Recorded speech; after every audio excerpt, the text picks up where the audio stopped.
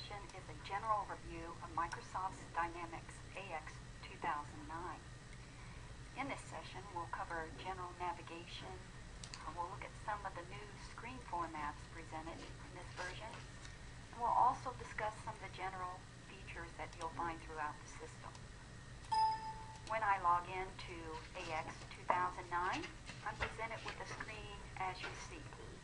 Now, this screen will differ from user to user, depending on my rights, my security rights, and my function within the organization. Now, I happen to have logged in as a user who might be responsible for placing orders, sales orders within the system. So you'll notice I have a Role Center page presented to me that has information such as orders that are on hold, or in this case, some quotations.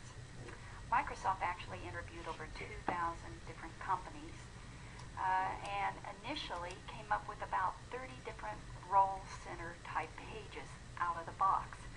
So when you implement AX 2009 and you set up each user, you can define which role page closely represents the type of function that person does or performs. Now, you'll notice at the top of the page, I can personalize this page. So even though there's standard role pages out of the box, you can go in and personalize this page to include different types of panes of information that represent the specific tasks you do. Now let's talk a little bit about the Role Center page. You'll notice it has different sections within it, and these top two left sections are called queues. Queues allow us actually to drill into specific information. They're actually filters against particular tables or lists of information, and then you can define those filters. And the filters then allow us to keep track of a count. For example, in this case, how many orders are on hold. I can then drill into that to actually look at those particular orders that are on hold. And besides queues, you'll notice also to the right we have this section called Work Lists. Now, Work Lists pushes alerts, or they could be also workflow approvals that me as a person in the organization, I need to approve. For example, we'll see here that there is a particular sales order that I need to approve in the process. So I can go to that sales order and actually approve it, or I can actually designate it to someone else for the approval process. You'll notice also, as I mentioned, there are alerts provided. Alerts are those things that notify you of an event that takes place. And you can set up alerts within Dynamics AX to represent when changes occur to a particular field in a record, or a new record is added or deleted. So you can set alerts up on just about anything and define who those alerts are presented to. You'll also notice within the role page, I can set up sections of KPIs, key performance indicators. And these indicators can give me information I need to know about my particular function. And they can be even defined in we'll call it a stoplight type colorization, where green is good, red is not so good. You can even have yellow to present it as a warning. Now, in this example, we're looking at leads and opportunities from a sales standpoint. You'll notice a little plus sign here where I can actually expand it and see further information, drill down into further information, gives me more details regarding my KPI. Now, as we move down the list, you'll see other sections, and let's concentrate on the left here where I see an actual graph. Now, part of the Role Centers, you can actually define or embed Microsoft SQL reporting services graphs or reports. In this example, this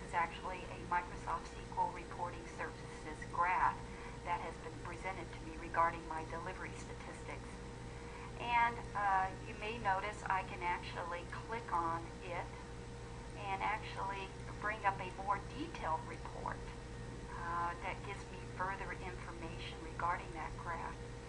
And we can see here I can even drill into more details on that particular report. So the ability to define graphs as well as the ability to embed further drill downs gives us even more extensive information from the roll page. Now if we look to the right, we'll see other sections where we can actually define our favorite links within the system. And in a moment we'll talk a little bit about these navigation panes, but the links provide us a means to define those tasks we use quite often. And in a lot of customer cases, they actually use this as their menuing system versus the navigation pane over here where we're drilling through the different menu options. So that's really your choice. And you'll notice how we can add additional links and select them from the menu options. Of course, my selection options are strictly based on security rights and which ones I have visibility into. And notice I can also link from the enterprise portal or other URLs throughout the internet and place those on my links section. We can also define other panels such as my favorite types of reports I might want to run. It has the same functionality, gives you the same capability.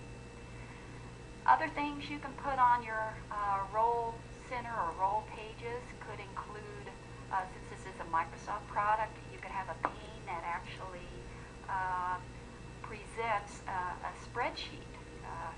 Maybe you have a particular calculation you always perform and you want to present it on a pane within your role page. Well, when that spreadsheet is presented here, it actually has all the same functionality. So if you had special calculations, it's there right on the role page. You could enter a value and it would perform that calculation for you right there.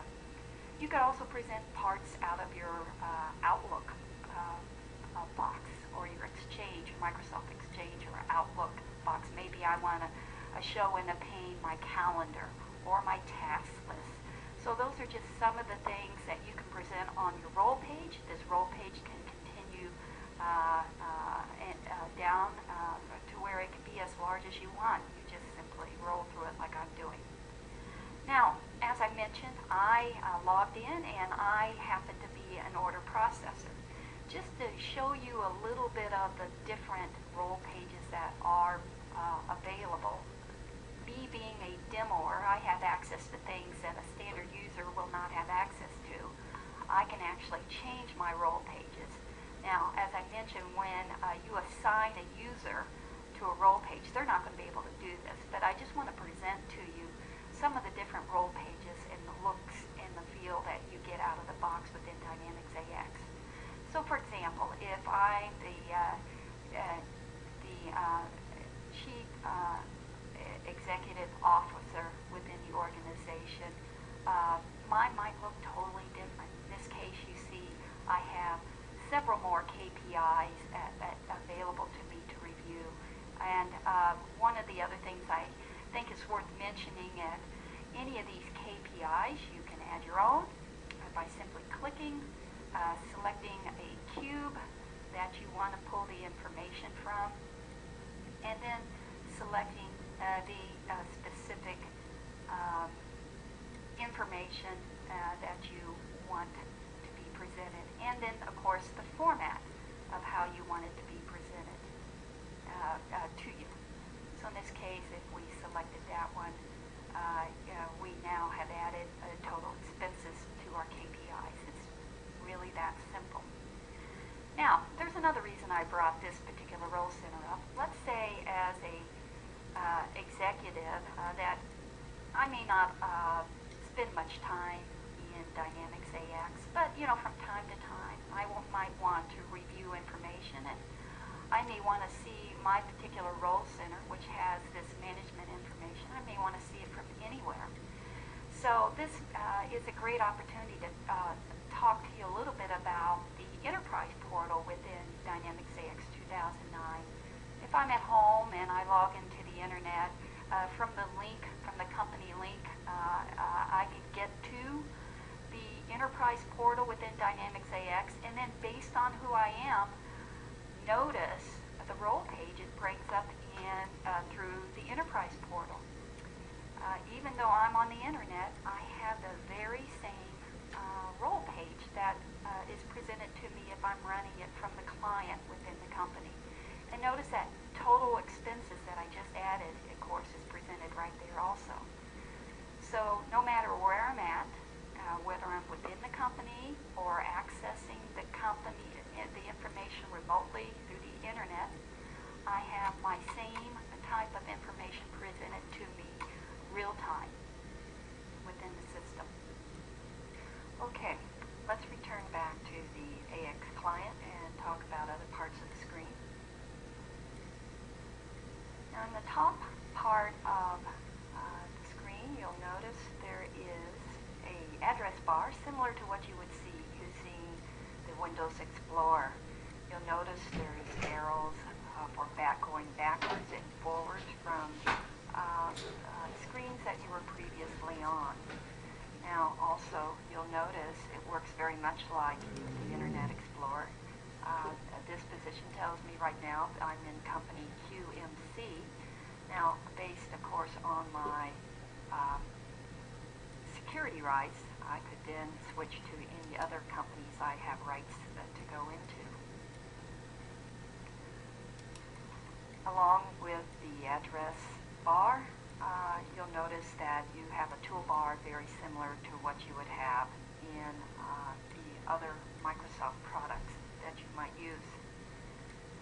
To the left, you have a navigation pane, and this navigation pane includes at the top here a favorites panel where you could drag and drop your favorite menu options there, very similar to how you would use it in the Internet Explorer, and add those menu options that you use quite frequently. You can place them there to execute the programs. Down in the bottom, you'll notice basic menu options. This look and feel of the menu options is very similar to the Microsoft Outlook menus if you're familiar with that product. And of course, depending on my menu rights, I can have a number of different options to go into to select different applications within the Dynamics AX environment. Let's go ahead and select Accounts Receivable as a menu option, and you'll notice once I select a particular menu, the role page is replaced by what we call an area page. The area page represents the different menu options for that particular application. So if I go to Inventory Management, you'll notice that the different menu options for inventory show up here. Going back to receivables, let's talk about the different panels of information. For some of you who may have used or seen prior versions of Microsoft Dynamics AX, which used to be called Exapta, you'll see familiar sections like Journals, Reports, Setup and Periodic, and Inquiries. There's two new sections called Places and Common Forms. Places actually provide us list pages of information.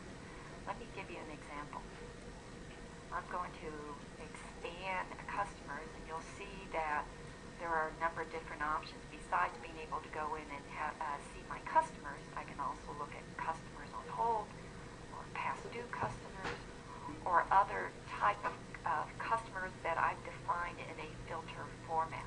But for now, let's go ahead and select customers.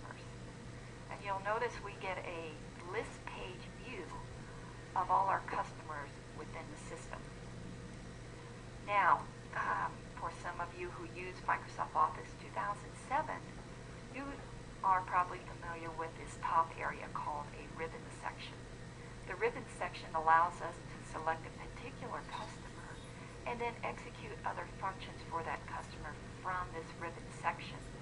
You'll notice also there's different tab pages of additional functionality that we can select while we're on the customer in the list page. Now, just like